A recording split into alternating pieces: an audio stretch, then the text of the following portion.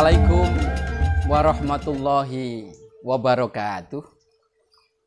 Alhamdulillahirabbil alamin.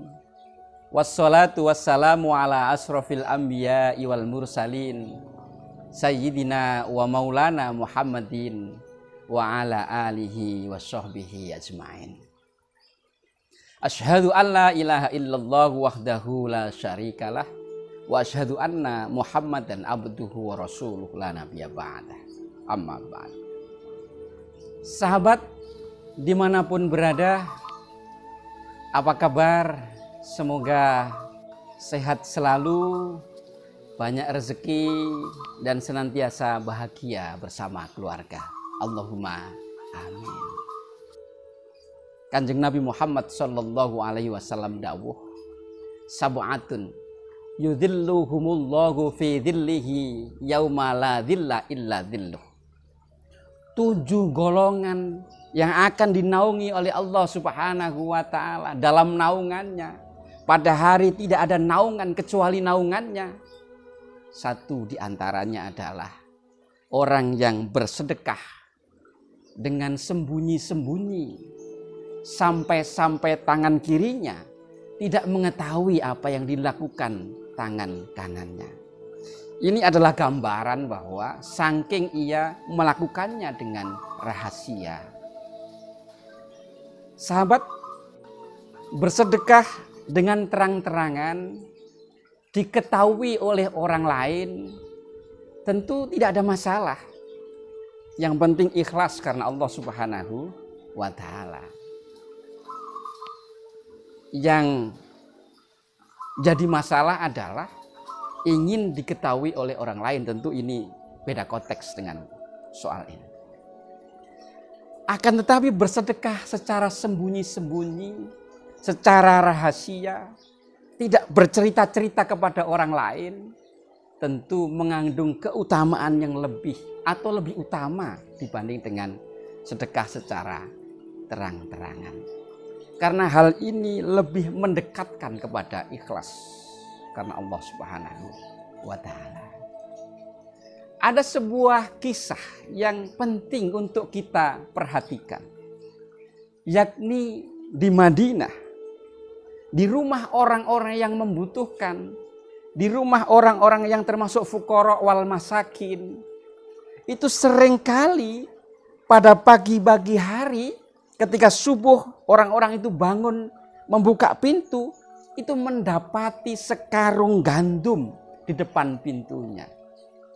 Nanti beberapa hari kemudian diperkirakan sekarung gandum itu sudah habis, ada lagi, begitu terus. Dan ini tidak hanya di satu rumah, di banyak rumah di Madinah. Dan orang-orang tidak ada yang tahu siapa yang memberi sekarung gandum ini, tidak ada yang tahu. Tidak ada yang tahu. Hanya ada 1 orang yang mengetahuinya. Tapi ia dilarang cerita kepada orang lain oleh orang yang memberi karung-karung gandum di depan pintu rumah-rumah orang-orang yang fakir dan miskin di Madinah itu.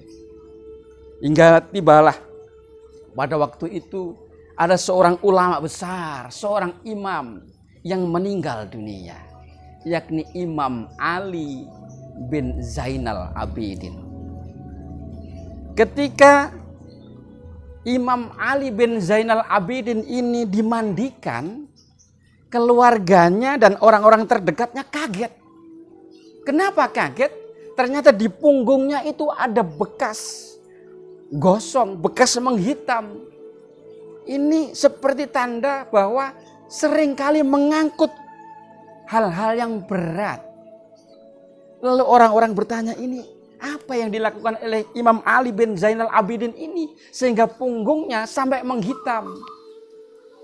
Lalu seseorang yang dahulu pernah mengetahuinya itu, pernah berpesan dengan cerita-cerita ke orang-orang itu, akhirnya membuka rahasia bahwa yang selama ini memberikan sekarung gandum di rumah-rumah para fuqara wal masakin itu adalah Imam Ali bin Zainal Abidin.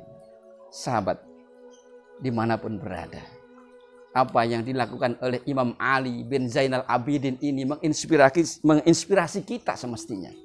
Betapa beliau bertahun-tahun melakukan kebaikan itu, memberikan sedekahnya itu, yang jumlahnya tidak sedikit itu dilakukan setiap malam ketika orang-orang sudah menutup pintunya, ketika lampu-lampu di dalam rumah sudah gelap, beliau baru mengangkut sendiri sekarung gandum itu ke rumah si A, terus pulang lagi mengangkut lagi ke rumah si B, di hari yang lain ke rumah si C, di hari lain yang lain ke rumah si D. Itu ia lakukan terus menerus sampai ia meninggal dunia.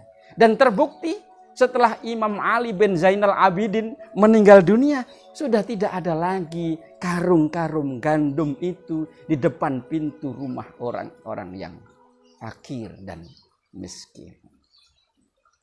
Hendaknya kita mempunyai setidaknya kebiasaan rutin atau mungkin satu amalan suka sodakoh yang itu kita rahasiakan. Kalau sodakoh wajib semacam zakat tentu diketahui oleh orang lain tidak masalah. Amalan fardu sholat jamaah ke masjid dilihat orang lain tidak masalah. Tapi hendaknya kita mempunyai satu amalan, termasuk amalan sodakoh ini yang rahasia, yang orang lain tidak tahu, yang bahkan keluarga kita tidak tahu. Biarlah itu menjadi rahasia kita dengan Allah Subhanahu wa ta'ala. Semoga itu menjadi andalan kita untuk memohon rahmat kepada Allah Subhanahu wa ta'ala, sehingga nanti di yaumil mahsyar ketika tidak ada naungan kecuali naungannya itu, kita mendapatkan naungan dari Allah Subhanahu wa ta'ala. Allahumma amin. Wassalamualaikum warahmatullahi wabarakatuh.